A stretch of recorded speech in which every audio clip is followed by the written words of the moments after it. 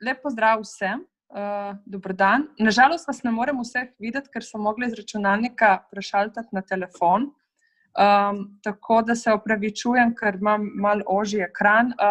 So pa moje kolegice tudi gor, ker bojo spremljale za kasnejša vprašanja dejansko forum. Dobrodošli na webinarju, ki ga organizira ICOM Slovenija in poteka paralelno oziroma v pomoč ali v pogum vsem novim mladim muzealcem, ki bodo v kratkem tudi opravljali izpit. Obenem je pa to seminar, ki je namenjen vsem nam, da se po dolgem času, čeprav že kar nekaj časa delamo, lahko tudi srečujemo in vidimo, kakšne so nove prakse dela na področju muzeologije. Povabila sem dve kolegici, ki delata na mednarodnih ICOM platformah, Leontine Meijer-van Mensch in Kathrin Pabst. Na kratko vam jih bom predstavila v slovenščini, potem nadaljujemo v angleškem jeziku. Torej, Leontine je direktorica etnografskega muzeja Grassi v Leipzigu. Pod tem muzejem delujejo 3 muzeji. Predtem je bila programska direktorica Judovskega muzeja v Berlinu, je mednarodno prepoznavna strokovnjakinja na področju muzeologije in predvsem predava o inovativnih in celostnih pristopih sodobne muzejske prakse.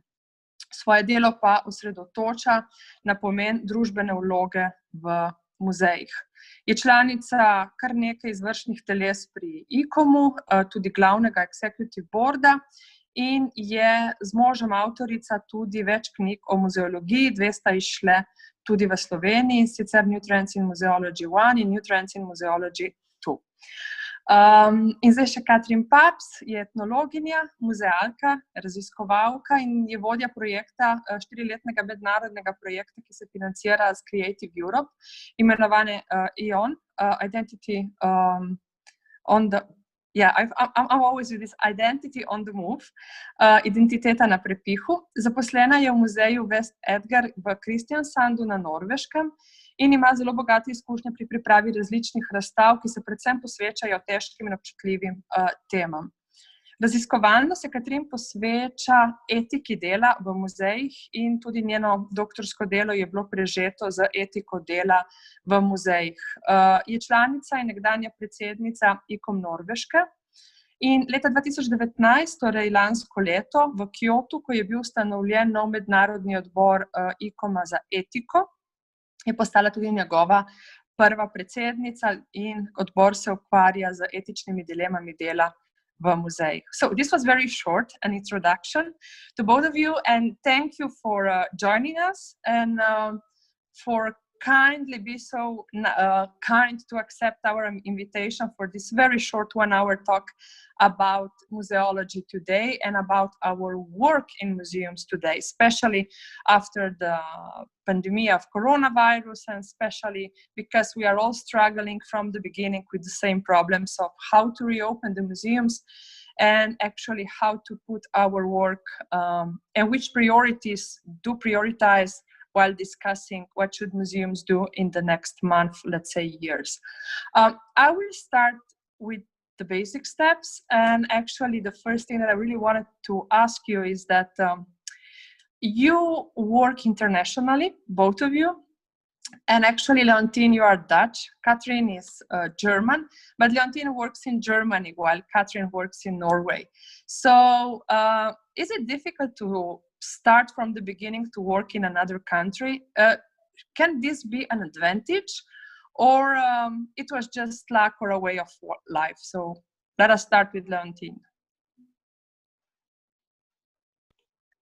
Yeah, a wonderful question. Thank you so much for giving me the opportunity to answer it out of my perspective. I think more and more our museum world will become international. And you see it already in some positions that if you don't have this international background, you just won't get into a certain position. And especially for the younger colleagues, I think it's very important to think about where you want to be and stand in 10 years time. And somebody said to me, Leontine, if there's a certain career you want to take, you need to sort of get a person that you feel comfortable with, but it's not too intimate, and maybe this person can sort of be a professional mentor. And I really liked that idea, and I also sort of searched for a person that I thought might be such a person. And this person also said to me, like, Leontine, if you want to, be at a certain position, and I'm not sort of saying, oh, everybody needs to strive to become a director, because actually, to be honest, it's not that nice to be a director. But to have a sort of professional career in a contemporary museum context is highly interrelated, I think, with being in a international context. And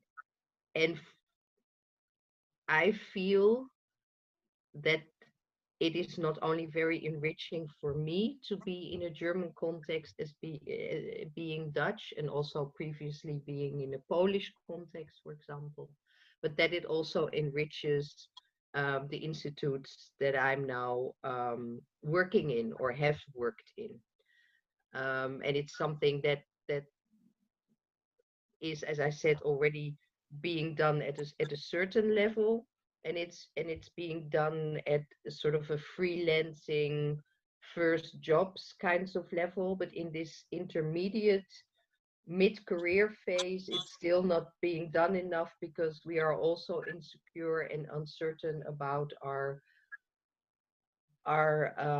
positions, and about payment, and about also sort of financing a family that people just, and I completely understand that, don't dare to take that step.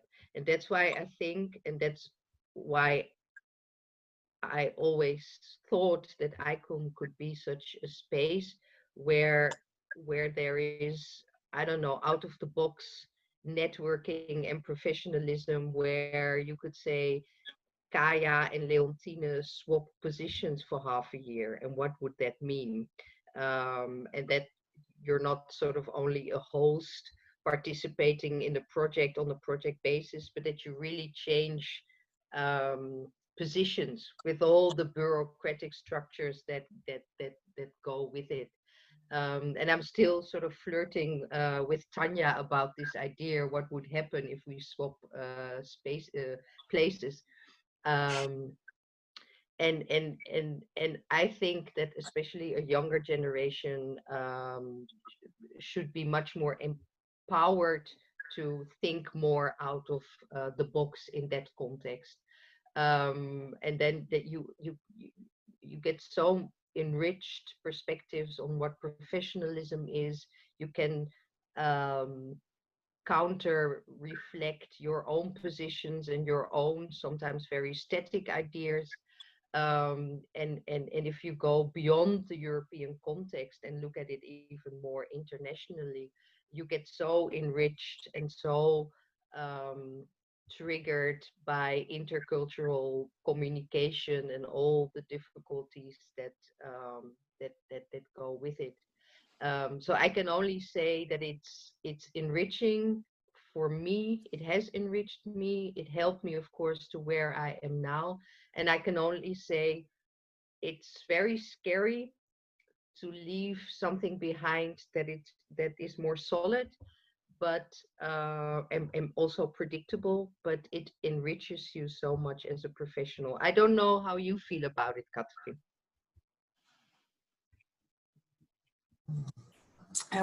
Which part you want me to comment on, because you were drawing about a lot of different aspects which are very interesting to discuss. I think, well, if I just start with what you were asking, Kaya, I think I would answer that the biggest challenge for me when I moved to another country was that I underestimated the power of language. I just want to say that because I thought, okay, you have a good degree from a university, you just can travel to whatever country you would like to and just start working there. That's not the case. At least for me in Germany, the language, I think it's for all. It's a very powerful tool when you're a curator. You work at a museum, you work at an art gallery, and not to have the possibility to use your mother language anymore, that makes a difference. But otherwise, I totally agree with Leontine. I think today's museum work and artwork has to be related to somehow always to international relationships, and it's an advantage to come from another country if you are the type of person who likes it. Of course, you can be in your country and work internationally, but if you like it, it's great to travel to other countries or live in other countries, I think. Now I was answering both your questions somehow. So, by the way, it's very nice to be here. I have no idea what you talked about, Kaya, in the introduction. I didn't understand a word, but it's fantastic to see so many people from Slovenia at one place gathered. So very, very thanks for the invitation. I mean, I said to everyone that you have a lot of knowledge to share with us, and as I know you both and you are my friends, I can just say that I'm always learning. Every talk that we have about what we are working and doing together is always a challenge. So I will go with the next question, which is, do you think that the work of the curator has changed in the last decades? My idea when I was studying history was that the curators at the museums are working in this very old dusty buildings, and actually they don't see the sunlight so often. But actually then when I started to work at the museum, my life changed completely, and I think that I am much and open to several activities that can be done in the field of history, museology, memory studies, design, and so on. So my idea is that the museums are evolving, and that they had evolved in the last decades because of the first crisis, and probably also for this one, the pandemic one, and that actually we are every day or every year in front of new, how should we call it, or obstacles or challenges. So Kathrin, you can start first. Of course, we have to call it challenges, positive challenges and negative challenges, but all challenges somehow give us a possibility to come to a new state, and we always know that there will be development of some type. I think the museum world has changed very much. I agree with you.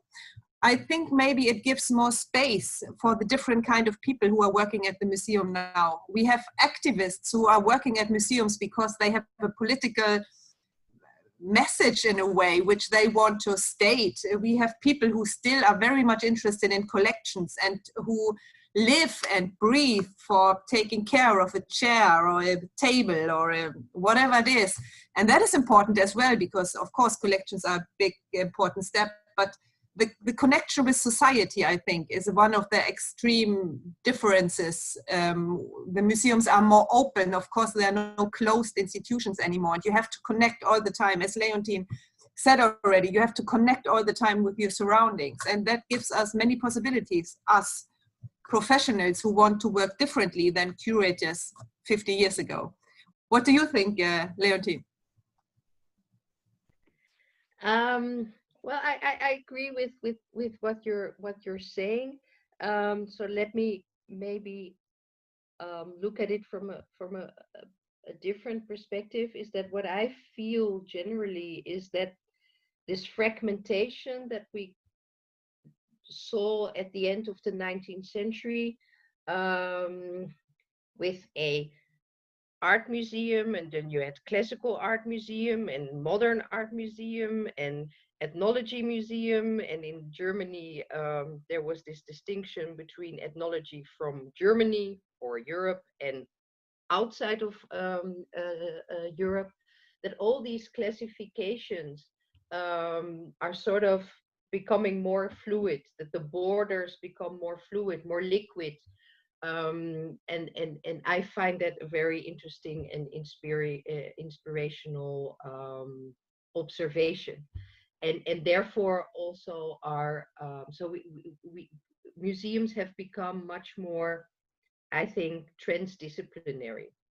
And therefore, you also need professionals that are more transdisciplinary. Although I still think, and I agree completely what you're saying, Kathrin, is that somebody who knows everything about chairs or knows everything about a certain specific wood that you need to know in order to restore these chairs is still important.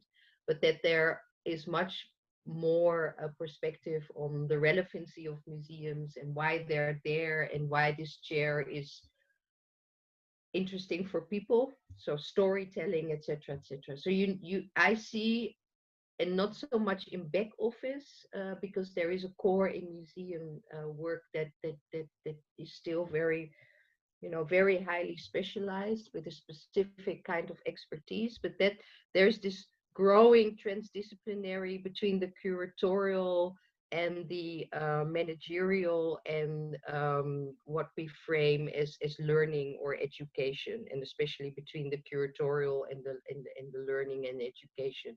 And then you come up with those terms as the edu curator or the facilitator and all those other very or the heritage broker, all these postmodern words that I find interesting on the one hand and very very non outspoken on the other. But for me, it's also a sort of reflection on that our museum world has become transdisciplinary and also trans-professionally. And I see in a lot of museums, is it a community center? Is it a museum? Is it a library? Is it a archive? So also what a museum is has changed a lot. And I think we will experience so much more of that during the next couple of years. And especially young curators, I think it is important that you still sort of that you still have a sort of expertise in a subject matter, but on the other hand, that you are so aware of a toolbox that you need nowadays in the museum world, and that this toolbox is so highly diverse, and that also management skills or communication skills become more and more important, and not in this sort of neoliberal cultural entrepreneurship kind of way that I find very ambivalent, or I'm very ambivalent about, but more in the sense of, if you can't tell the story, then how can somebody be interested? I think that's again putting the visitor or the world outside of the museum in the core of what we do. And I find that intrinsically interesting, and I think, and there my activism comes in, if we don't think about that more, museums will face the threat of a closed door. Then people just won't come in 20 years anymore. And I wouldn't want that. Yeah, I was thinking when I was reading the survey of UNESCO and ICOM that actually 1 of 8 museums is not going to reopen after the pandemic crisis. So my question was for myself, so if the museums already have developed in some social arena center, if they are relevant for their environment, I think that they have much more success to reopen. And actually, if you are there as a museum just only for yourself and you are still like a keeper of the past, telling just one unique historical or art interpretation of what you are collecting, then probably you will have much more problems to survive. What do you think? Definitely, definitely, definitely. Because as I said, and as you both also said, museums are open spheres today. If we don't connect with our surroundings, we have no chance. We have nobody who fights for us, and we have no one to fight for. We cannot only be checking our collections all the time. We have to connect with our environments. And as Leontine said, there are so many forms of museums today, which gives us a lot of possibilities. and which makes us hopefully more important. Or I think, of course, it makes us more important. Yeah, I really connect with what you're saying, dear Kathrin. And the interesting thing is that what I now see globally, and also sort of beckoned by the survey of ICOM and UNESCO, that it's especially the smaller, sort of more community-driven initiatives that actually are much more sustainable, and the museums that maybe are still in this sort of old paradigm will have a struggle, but also museums will have a struggle who embrace this whole idea of cultural entrepreneurship, of the blockbuster, of the highest, the most beautiful, the biggest. I mean, even the Rijksmuseum in Amsterdam, which is, it will not close because the national government is behind it and KLM is behind it and all these other major tankers are behind it. But they have huge problems because they sort of forgot to connect to a local audience, to be relevant for local people. And now tourists don't come. They even don't come to the Rijksmuseum anymore, or to the Van Gogh Museum, or also the museums in the capital of Germany. They have a huge problem because museum visits are not at the agenda of most people, and especially not people who the tourists who can't travel in the first place. But the museums that are much more locally intertwined, and it's not always the sort of socially relevant community museum. It can also be another kind of structure, but that have reached out more actively to a local context and not only tourists, will, I think, be much more sustainable for the coming years, or at least the coming months. I find that also very interesting,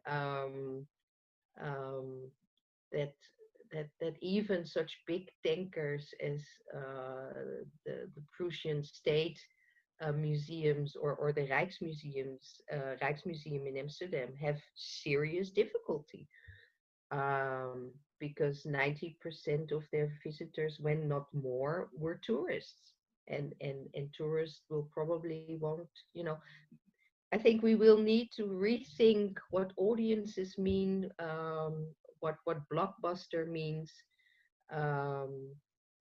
and that's. I mean, it's a crisis, but hopefully we will learn something from it as museum community and as local museum people.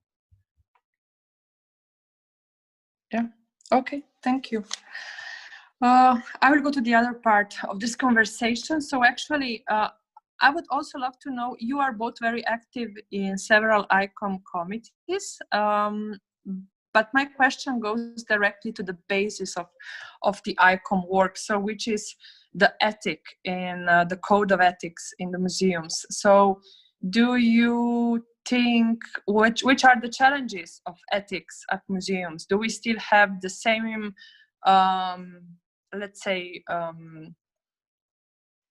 work which was done before, or shall we discuss new ethics? Do we have new challenges in what we are working and what we are doing? I will just, let's say, give an example. I think that in the last decades we are much more discussing not just the object itself, but also the storytelling within the object, which connects us to the personal stories, to the personal narratives.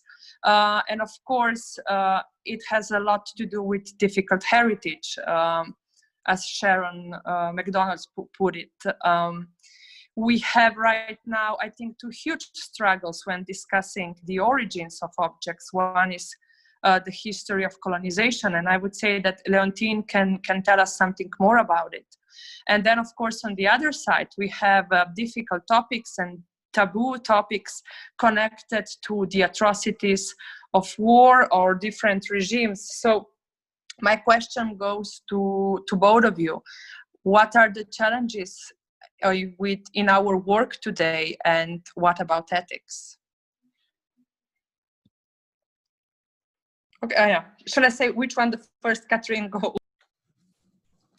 Okay, with that, what are the challenges? I think we come back to what we have started to talk about, that museums are no longer, maybe they have never been, but they are open spheres. They have to be open spheres. And we have talked about international work, and I think this is new challenges. We are working internationally. That means that we are connecting different people. We are connecting different nationalities. We are connecting different cultures. We are connecting different backgrounds. And the other aspect, I think, is very important, that we are connecting with local societies and individuals, maybe in a larger degree, luckily in a larger degree than we did before. You mentioned already storytelling.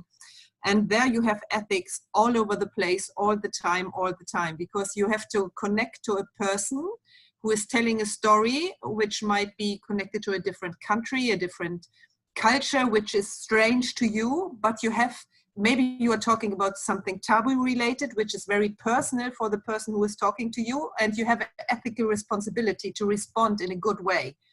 And this ethical responsibility is very depending on the content and on the situation at hand.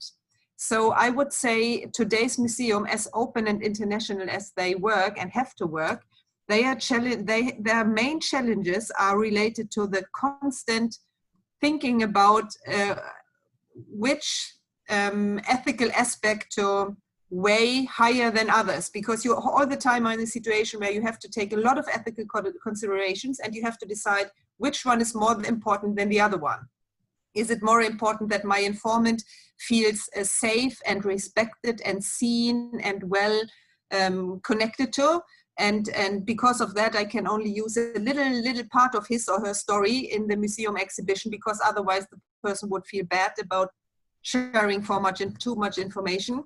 Or do I have to think about my visitors who need a maximum of information about this special story, which only my informant knows about? So, and this is only one example of thousands where it's really important to think ethics.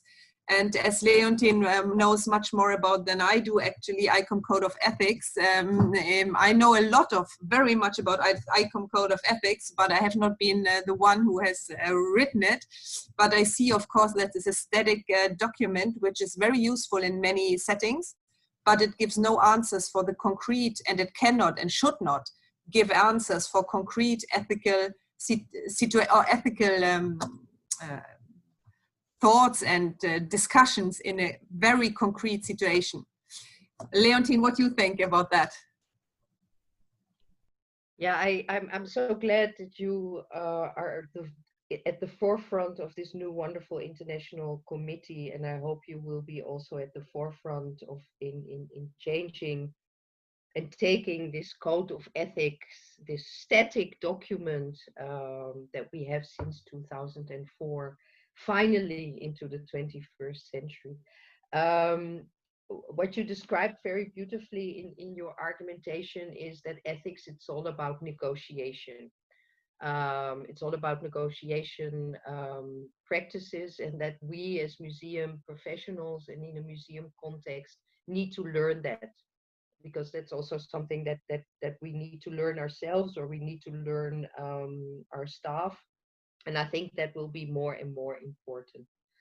I also think that this very old and outdated ICOM Code of Ethics, and I was not in the process of writing it, I wish I was, is that it already made the shift from things and taking care of things to people.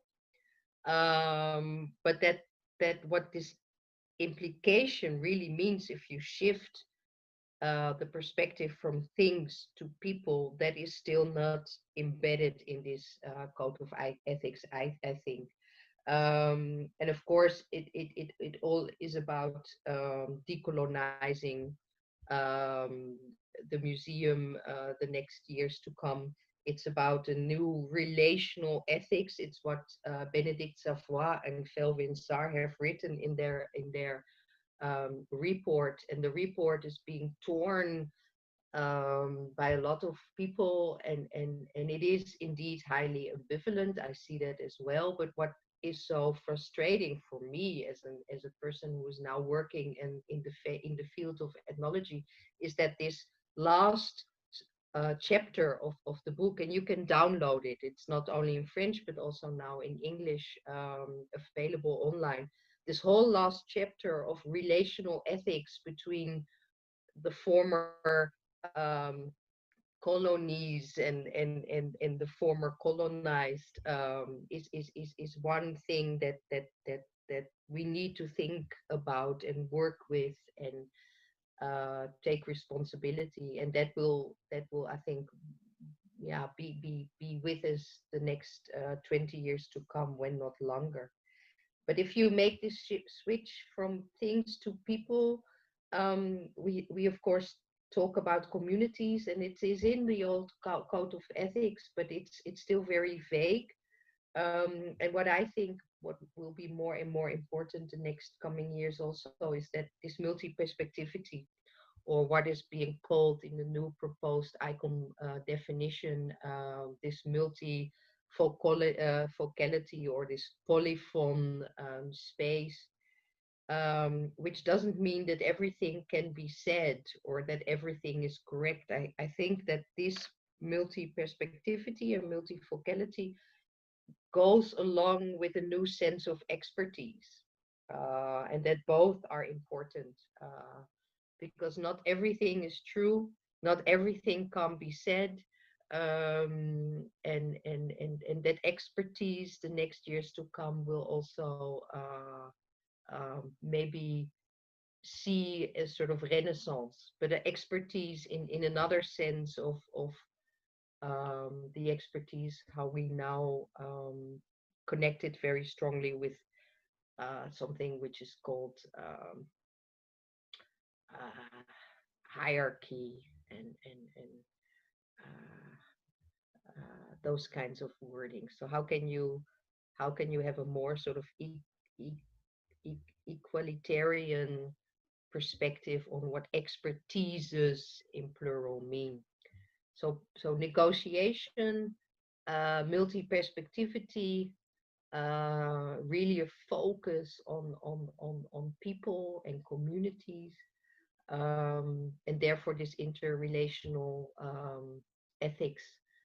I think that will haunt us, and I think, and that hurts. I mean, that hurts, and it is a strong process, and that's why we have so many problems now, I think, within ICOM, and the non-accepting of the proposal in Kyoto, because it's a difficult process, and it's not consensual.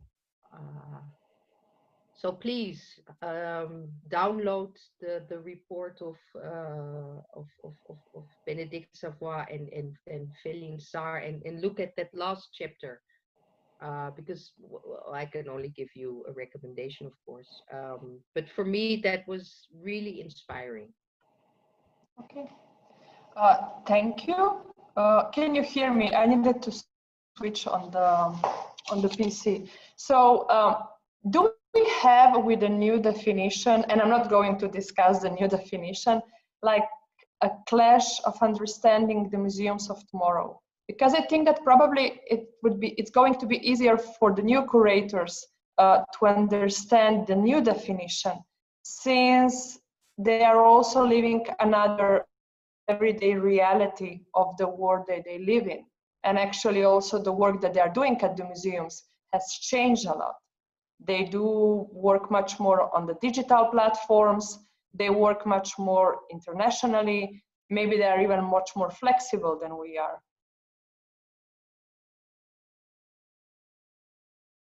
Kathrin.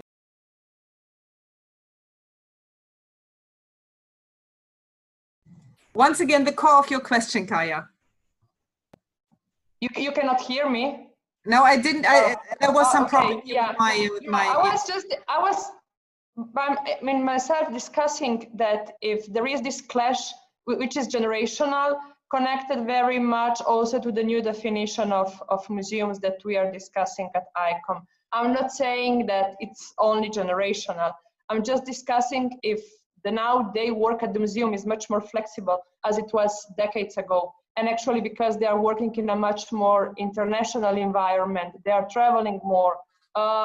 Most of all, every one of them probably did an Erasmus internship. So their way of understanding the world and the world also within the museum work is different. So is it easier for them to understand the new museum definition, or shall we remain within the classical one? Because for me, Kyoto was a kind of a clash between the old and the new world. I'm much more discussing the European level, but actually it was also a clash which was generational. It's just about your opinion. My immediately answer would be that I think you're right when it comes to the generational clash. I think some people, not all, it's always a question of personality as well, but some people who have worked in a special way in 50 years or 45 years, they will have problems to think about a totally new kind of definition for museums or new work in a different way. And I think it might be difficult to, if you're starting at a museum while it is quite a closed sphere, and today you are there that you shall have a very open sphere and you're connecting with all the local society, I think that might be challenging for some people who like that things are the way they are. And often people who work at museums like that things are the way they are, if I put it a little bit in. But the new generations is different. They are activists somehow. Many of them are activists, and they want something more with museums and in museums. But then I think in addition, there is a very huge difference about where in the world you are. Because as you said, you are talking about the European level. And I think you are very much right. Because I myself, I could get very, very angry. And if I just think about the politicians who in some European countries interfere with the museum work and the museum professionals, makes me almost crazy. But then this is a European phenomenon, and in other countries, the museums are working with, they are very much used to political interference, and they have totally different frames. And a museum, I won't say a museum is something else, but what a museum is in the society, I think there's quite a variety from country to country. And that is also a challenge I think the new museum definition has to address. Yeah.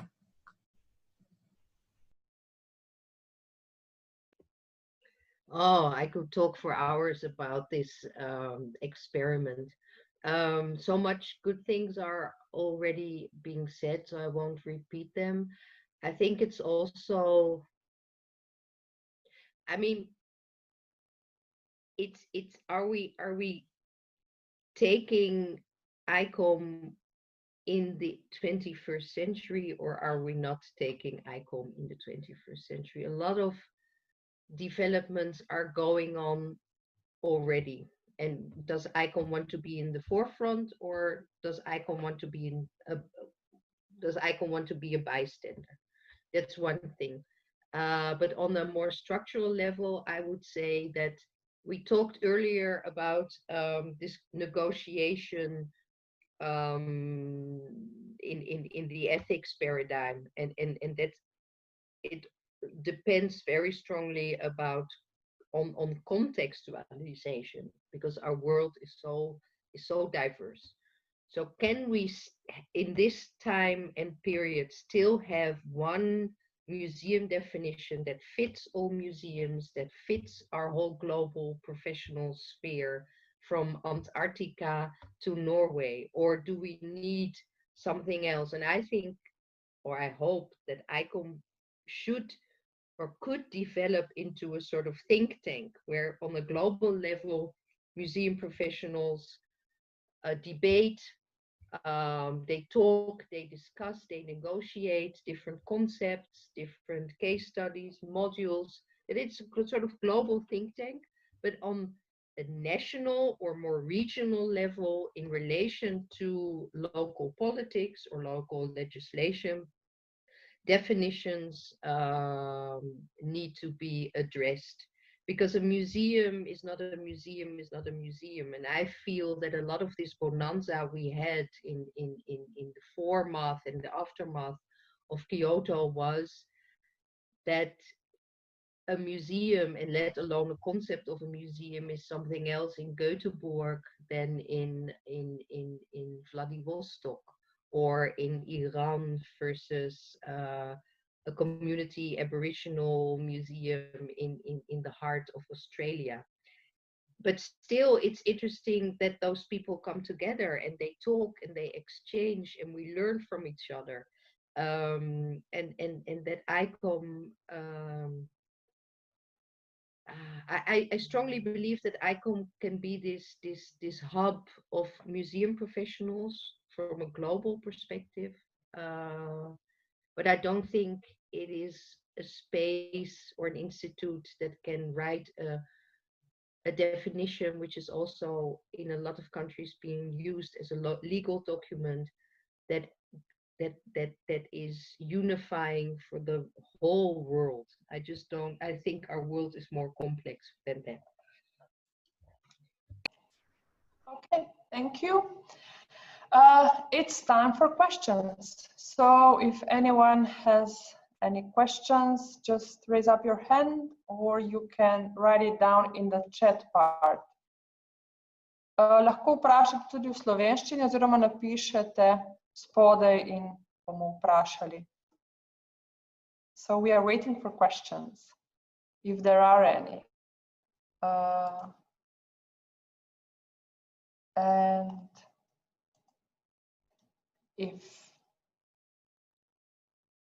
če imate vprašanja, se kar mikrofon odprite, pa lahko kar vprašate, pa prej se še predstavite, ker vas ne vidim vseh.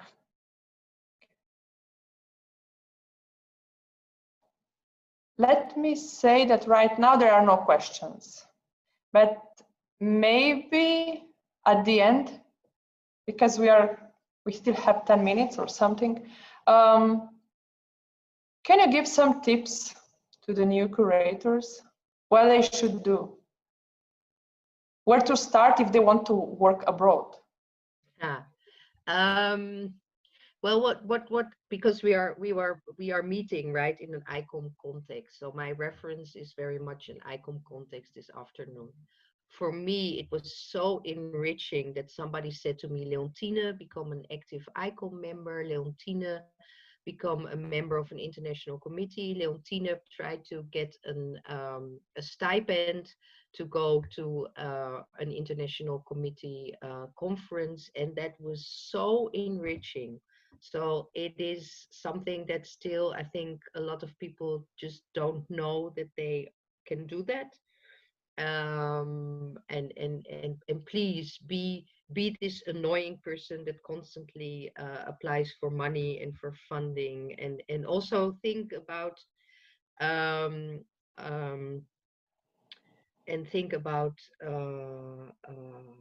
building networks internationally. I'm looking to the tip, maybe a few tips for younger generations involved local art production or local history. Maybe, Donna, you can make it a bit more specific what you mean. Where is Donna? I don't see you on the... Or maybe, Kathrin, can you start answering it? Not really, because I think it would be good if Donna can just unmute and explain a little bit more, because I'm not sure if is this a question about how to connect with communities, or is it a question about ethics, or is it a question, maybe a very concrete question? Hello, you hear me? Hi. No, it's actually a question about, well, yeah, not connecting in particular, but once you are connected, how to get like the bleeding edge of art production right now with younger generations, how to get that like in some broader sense of today's art production, just to help present it well. Many artists right now I just don't feel like they are connected enough to the public. Even with this coronavirus, it somehow feels like most of them are just a bit shut down. And maybe just a few points how to get everything started again after this, well, self-isolation.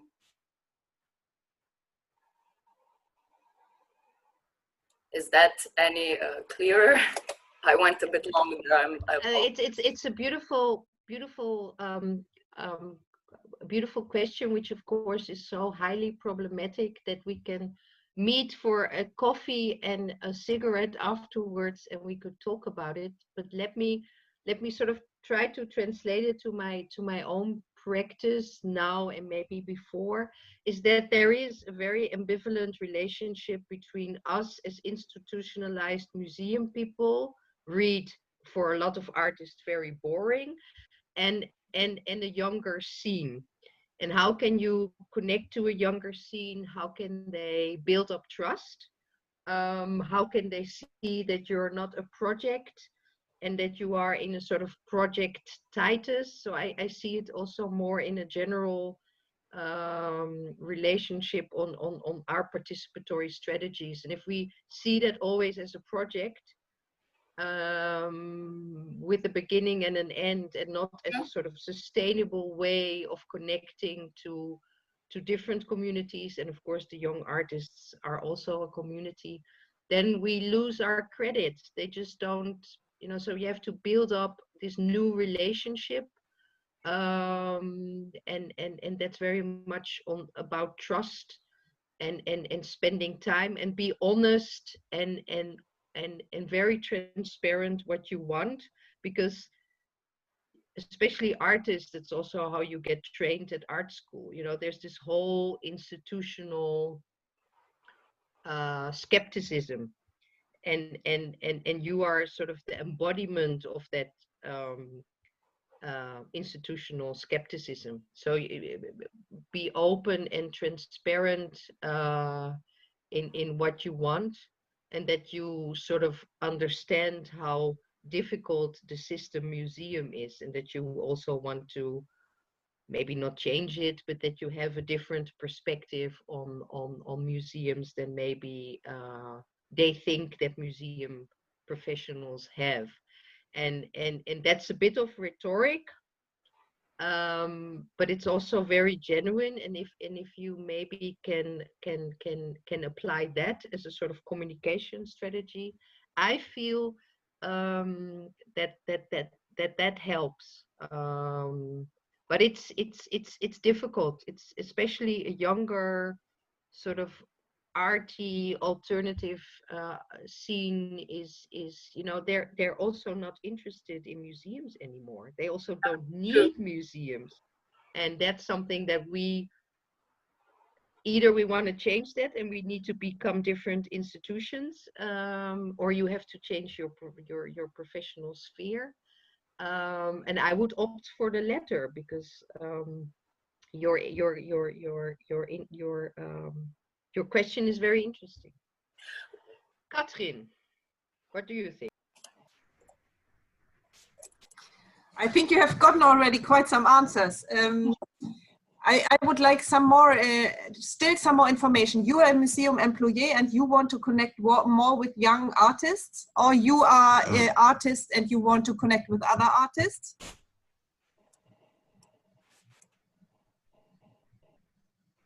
Donna?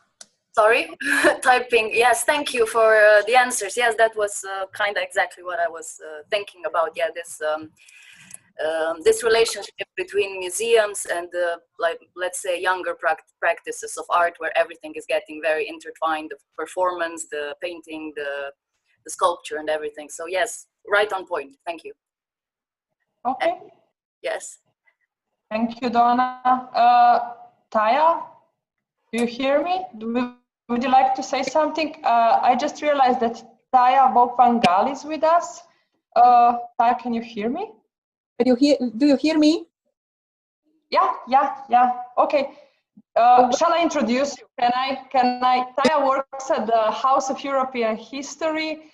She is one of the leading person of the House of the European History, and she's Slovene. So actually, she's going to give us some tips and also, I think, some questions. Please, Taya. Well, thank you very much, and very best regards from Amsterdam, where actually, Leontine, yesterday I saw a family of, I would say, German tourists. So maybe the Rijksmuseum will get soon some more visitors. Well, I am one of those oldies after 41 years of being a museum professional. And I would just like to comment on some things.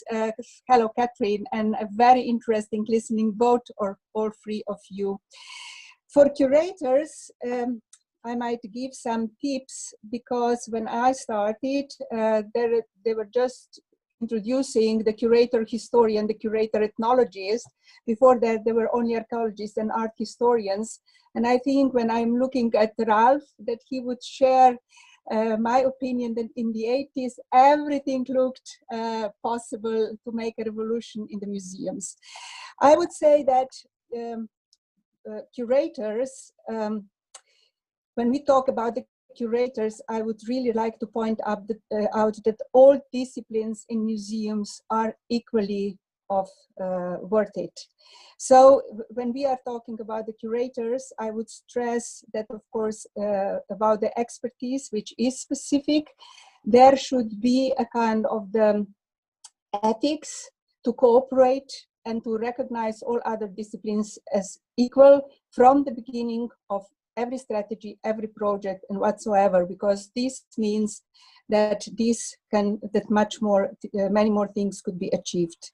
I really think that one of the key person in every museum, being small or big, is a director, because the director is a person with the power who can influence the direction as well as leave a lot of liberty to all those who would like to experiment and to get more experiences. So for me, having the right people put on that positions is also essential. I would like to hear also maybe about your thoughts about co-curating and participation, because I think that this is connected with also a question about the young artists being invited. I personally believe, like it was said already, that without the local community and support of those who come, well, nobody can destroy or cancel a museum. But this means a lot of work. It doesn't just come naturally, and obviously, well, maybe not by only tourists. So I really would like to hear, what do you think about opening up the storages, opening up the expertise of the museum professionals to participation of the interested groups, leaving the visitors, the audience, the citizens to co-curate and to be able to tell their story and to have their interpretation of what it is in museums, which for me it is essential. And just the last thing, when I was still a director in the City Museum of Ljubljana, we had 2 cases of exchange of young curators. So as well, and this is quite many years from that, but I would really plea for more, let's say, structural action for being able to exchange not only curators, but museum professionals really across Europe. For my experience, leading the project of the House of European History, it's been essential not to have only shared projects when you meet from time to time, but to have in one room different people from different backgrounds, different gender, different age, and different nationalities, using maybe one language, and to try to come up with not compromises, but the best solutions for the project. And for me, well, yesterday and the day before, I participated at the expert group of the Commission. This might also be something where museums should maybe join forces for that kind of the program, let's say Museum Erasmus. Thank you.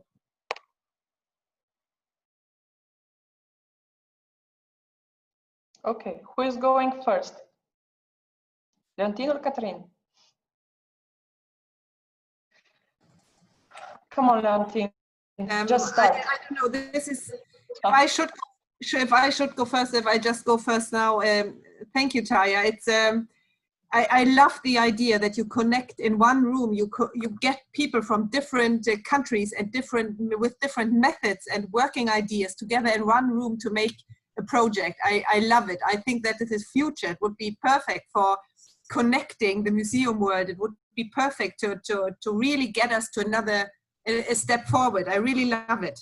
When it comes to your question about participation and inclusion of the local society, if that was a question, local society, because there's a difference if you get in lay people or if you get in professionals working together from different countries which somehow have a kind of same educational background. Somehow they have different methods, different ideas, different nations, and so on. And when it comes to participation of local societies, I know there are a lot of museums who say, let's open up totally.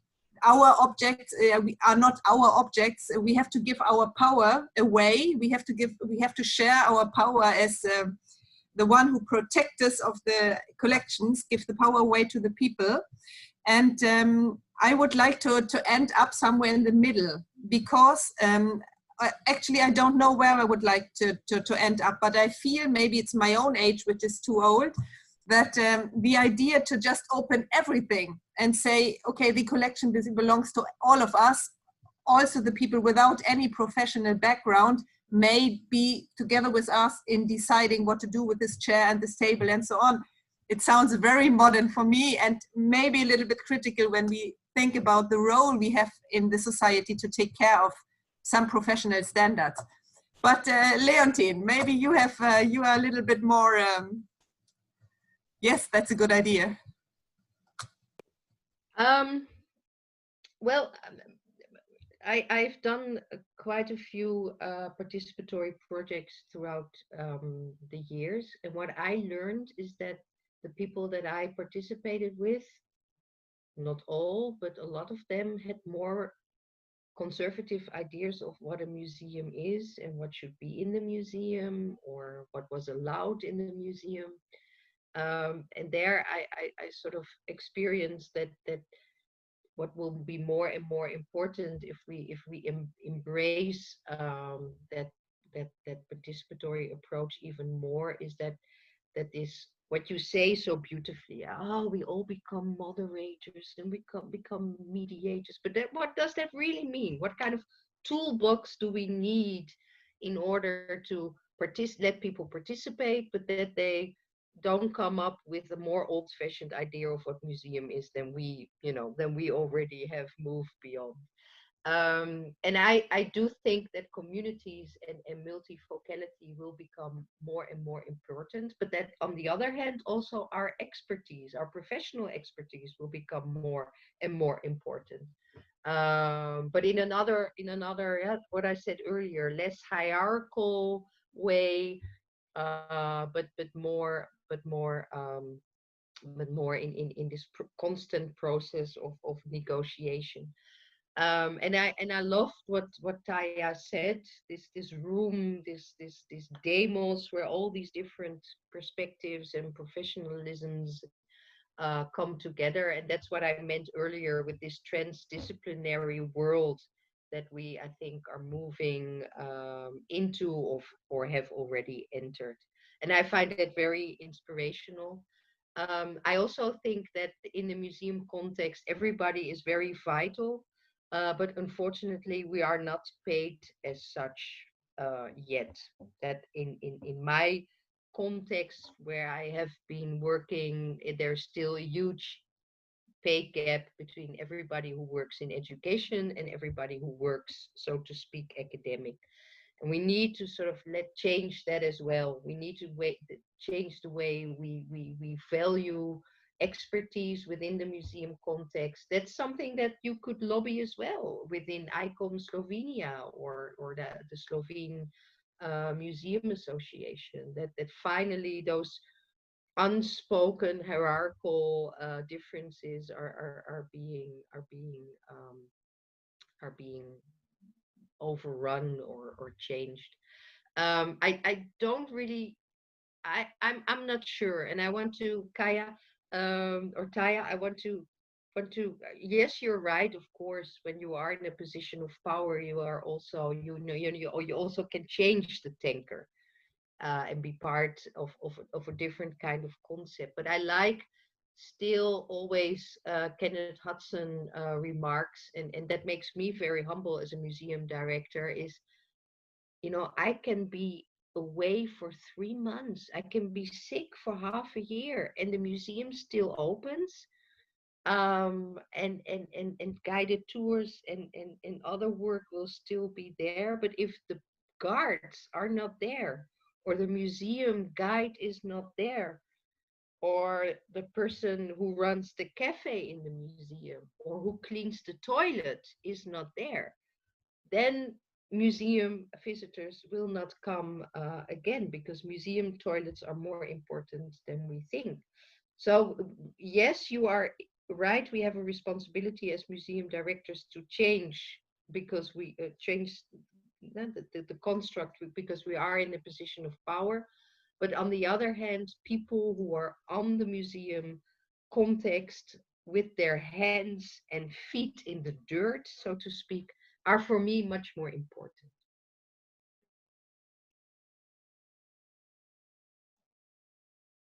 Okay, thank you. Thank you so much. We are already 1 minute over the hour of the webinar.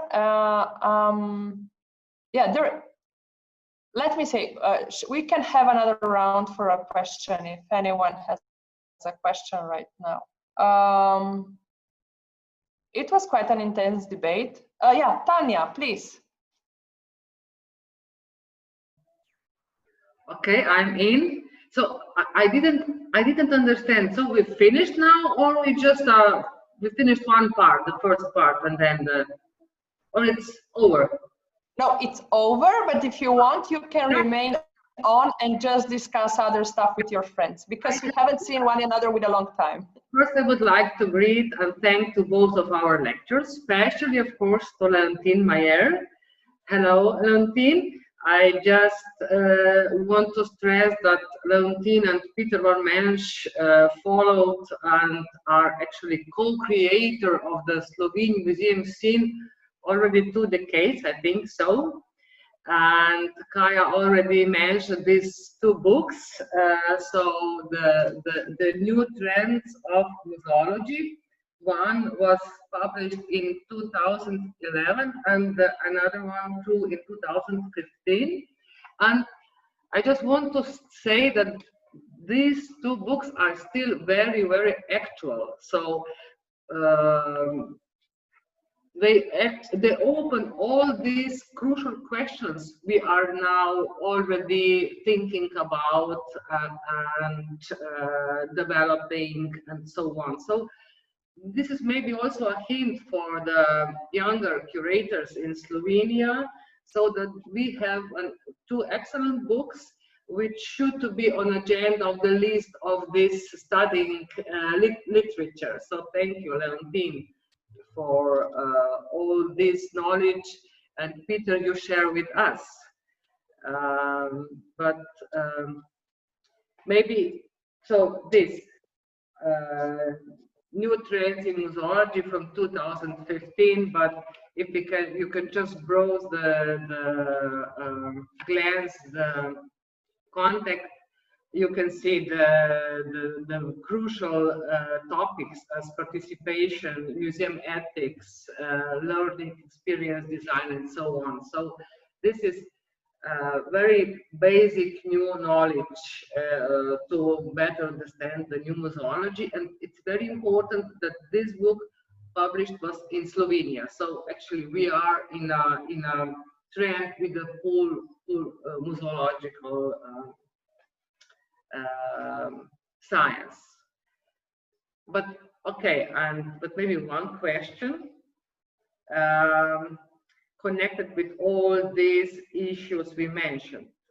So very important is, the crucial is that the museum is developed with the local society, that it's part of the local identity. What about the position of national museums? So we said we have a different type of museums, with different state missions, but what is now the great and the big challenge of national museums established by state, with the national collections, with the international collections, but how the national museum could connect with the local community? Maybe this, because I work at the local museum in Celje, now I work at the National Museum, and this is a big difference. A big difference how to connect with the community. Okay. Who wants to answer? Okay, Leontine is showing Kathrin and Kathrin is showing Leontine. But Leontine, you can start because your book was presented. So actually, go over. Okay, well, first of all, thank you so much for the flowers, dear friend. Highly appreciated. And I think that's the museological scene in Slovenia is very upfront, and I mean, not for nothing, Taya is in Brussels and having such a leading position. So there it is very much, and I think that's part of Slovene's geographical setting, and it's very interesting, but not always so easy passed. So it's between north and south, it's between east and west, and it's in the center of Europe. And it combines this deep museological thought from especially Zagreb, and then with a beautiful scenography scene that maybe comes more from Italy, and a sort of deep, profound structural attitude that comes from the former Habsburg Empire. I don't know, but it's a very beautiful combination that I find very inspiring, and I hope we see each other very soon. Well, I can sort of counter argument what you said. I used to work before I went to Saxony in a national museum with a very international allure, namely the Jewish Museum in Berlin, which is a national museum of a specific topic. And this museum was, of course, very much a national project placed in a certain borough of Berlin as a sort of, I don't know, UFO. And it didn't need to connect with a local audience, because all these people were coming in anyway, because of the subject matter of Jewish history and remembrance culture in a post-Holocaust Germany. And now you see a shift in German remembrance culture, that Jewish topics are sort of out, and Holocaust is a bit out, and the colonial is a bit in. So this museum has a lot of issues, how to attract a new audience, or stay with these enormous high numbers of visitors when the Humboldt Forum will be opened in Berlin. And when I worked in the Jewish Museum, I tried to say to my colleagues, we need to do both. Of course, we are this national and international player on the one hand, and have, of course, a national also political mandate.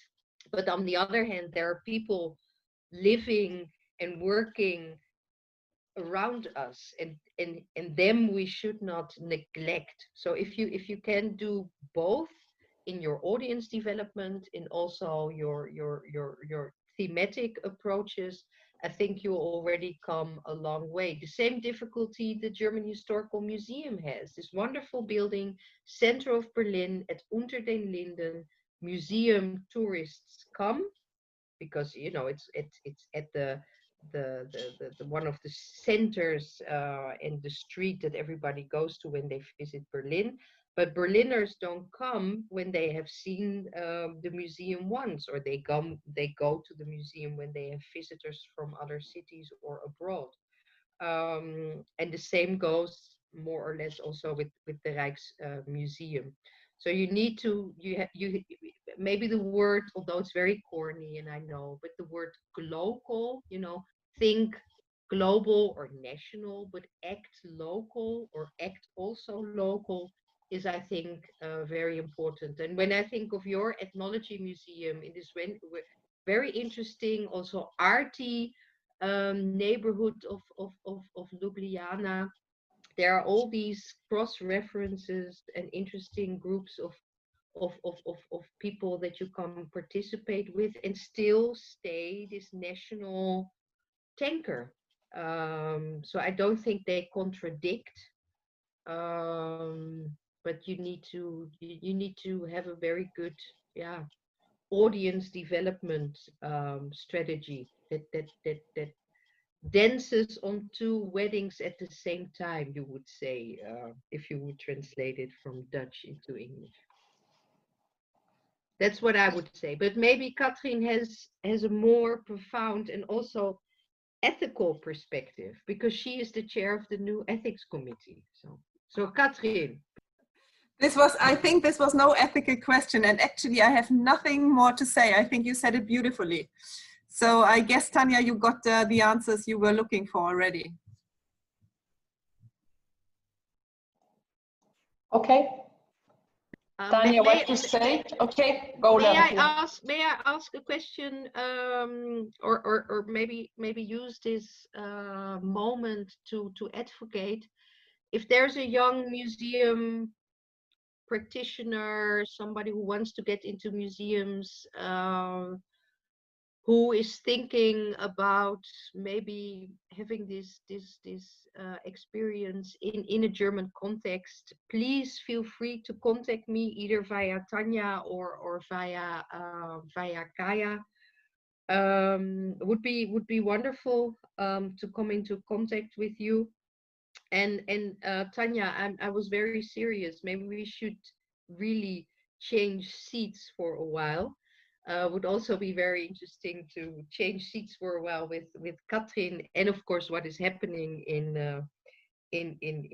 Europe, in Brussels. So Taya,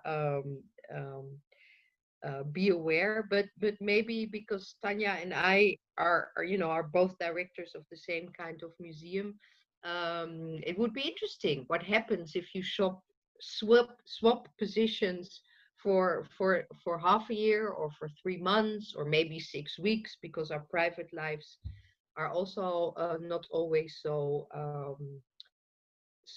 easy to take with you, and learn from each other, and that this professional connection also changes the institution from within. I find it highly inspiring.